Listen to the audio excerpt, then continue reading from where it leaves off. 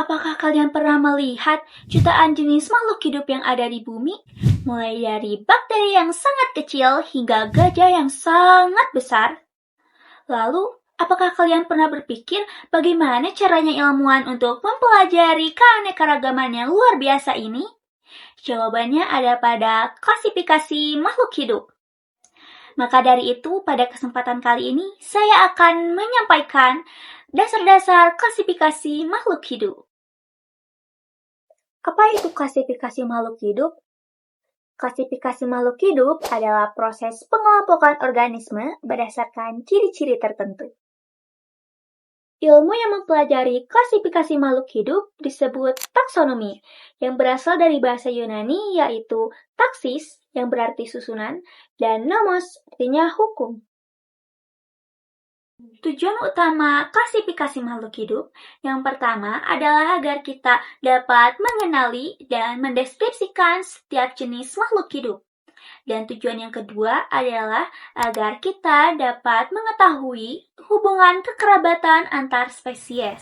Pengelompokan ini tidak dilakukan secara asal-asalan, melainkan didasarkan pada 4 prinsip utama. Yang pertama adalah ciri fisik. Ini adalah ciri-ciri yang paling mudah dilihat, seperti warna, ukuran, atau habitat. Kedua adalah manfaat. Ini adalah klasifikasi yang paling praktis. Misalnya, pengelompokan tumbuhan menjadi tanaman obat, tanaman pangan, dan tanaman hias. Yang ketiga adalah ciri-ciri morfologi dan anatomi. Ini adalah ciri-ciri yang paling detail. Morfologi melihat struktur luar, seperti bentuk daun atau bentuk paruh.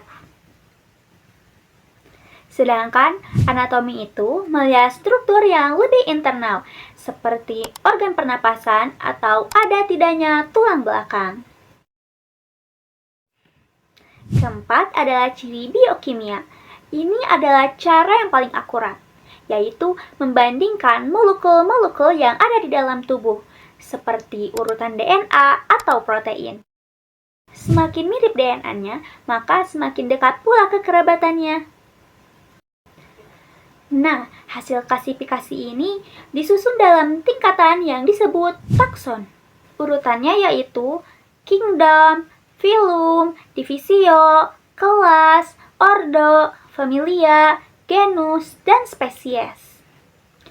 Apakah kalian tahu spesies adalah unit terkecil, di mana anggotanya dapat saling kawin dan menghasilkan keturunan yang subur. Jadi teman-teman, klasifikasi itu membantu kita dalam memahami dan menghargai seluruh makhluk hidup yang berada di bumi.